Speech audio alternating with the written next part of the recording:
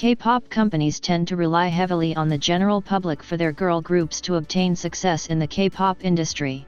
Whereas boy groups are made to cater to the fans and grow a more loyal following. The general public's interests change over time, and right now girl groups are receiving a lot more attention now more than ever. Girl groups have always been popular, but late 2021 and early 2022 marked the beginning of the girl group renaissance. I call it this because we really saw a renewed interest in girl groups, especially after the debut of groups like aespa, LE SSERAFIM, i-dle, NMIXX and New Jeans. This resulted in almost every company in K-pop debuting a new girl group last year, with more to come this year. In addition, the general public has a fickle way of focusing on groups that are currently active and even younger groups in most cases. A lot of the focus has shifted towards girl groups, while rookie boy groups have taken a backseat and have become much more difficult to appeal to the general public. People are more likely to check out newer girl groups, especially those who debut under new and lesser-known companies. I also believe because companies are not able to market newer boy groups effectively compared to girl groups, it makes it harder for people to get into them.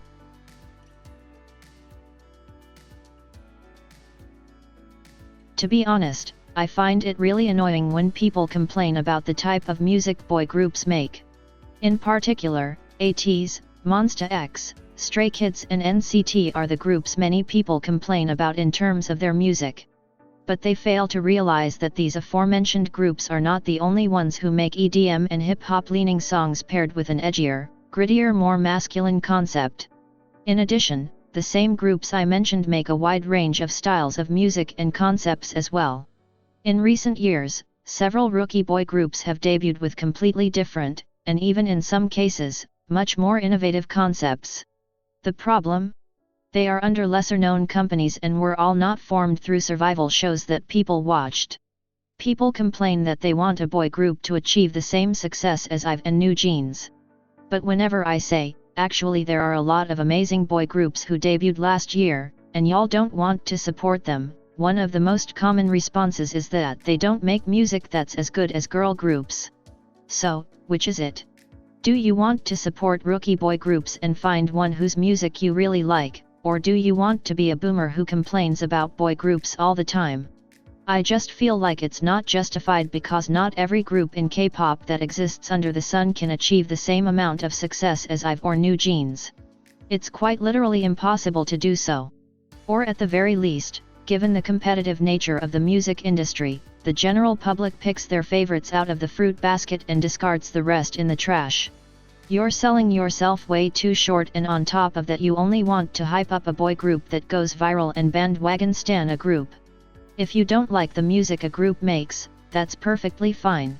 This is not about finding a group whose music you like, or the people who mostly stan girl groups because of their preference in music taste, but about the people who patronize boy groups for the type of music they make, only to turn around and uplift girl groups because they believe girl groups make better music between the two, when in reality both girl groups and boy groups make amazing music, albeit in different styles.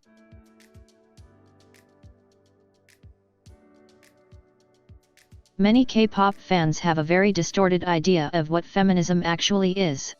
According to the dictionary, feminism is described as the belief in and advocacy of the political, economic, and social equality of the sexes, expressed especially through organized activity on behalf of women's rights and interests.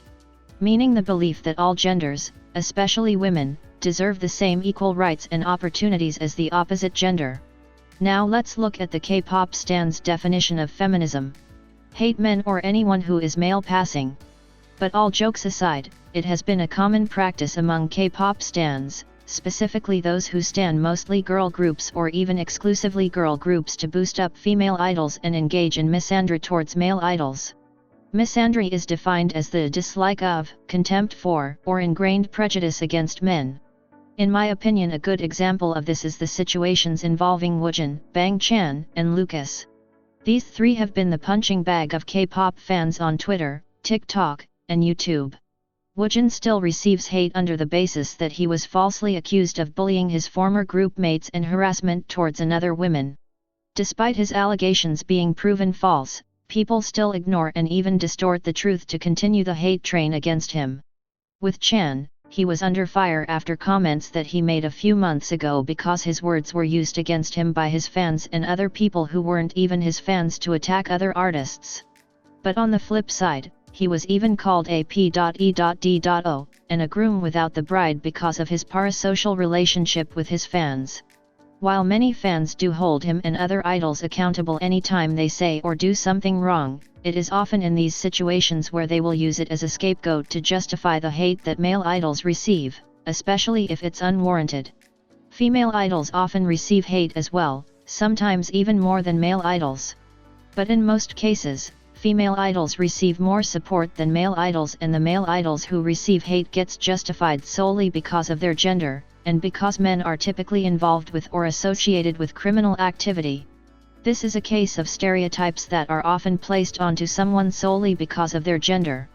And lastly, in Lucas's case, there is evidence that proves his innocence and debunks many of the claims against him. However, people still use his situation to make extremely racist and colorist remarks about him.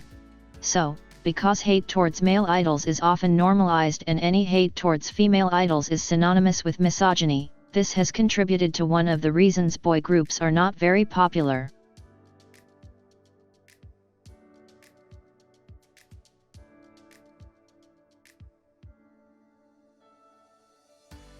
I personally think when it all boils down to it, there is also the notion that girl groups seem to offer more versatility in their music and in their concepts and in their styling.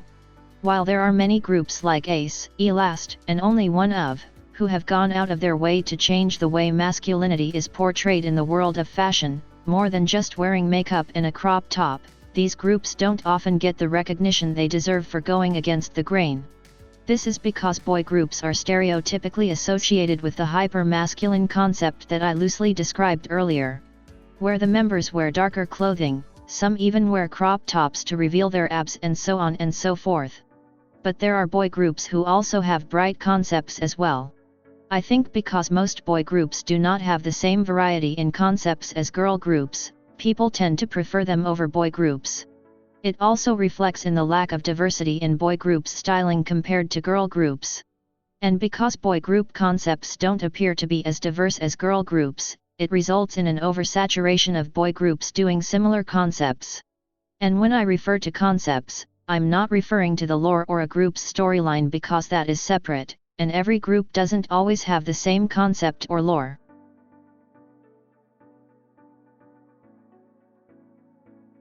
And those are the reasons I believe that most K-pop stans do not care for boy groups anymore. This does not mean that all K-pop stans don't care about boy groups, but rather potential reasons why newer boy groups do not receive the same attention as newer girl groups. Due to the difference in marketing strategies for girl groups and boy groups, preferences in music tastes, misandry towards male K-pop idols, and the oversaturation of boy group concepts. An additional reason is that lesser-known companies are frequently debuting new boy groups in recent years. And because these groups are not as popular, especially since people are more interested in newer girl groups, they don't receive the same amount of interest and popularity. This video is mostly opinions based on some of the things that I have noticed personally as a longtime K-pop fan, so you are more than welcome to express your opinions or agree or disagree with the views that I expressed in this video. But failure to be respectful towards myself and others will result in your comments being deleted and your channel being blocked. Thank you for watching. Please like and subscribe to see more videos from me in the future. Have a wonderful day, take care of yourselves, and please stay safe.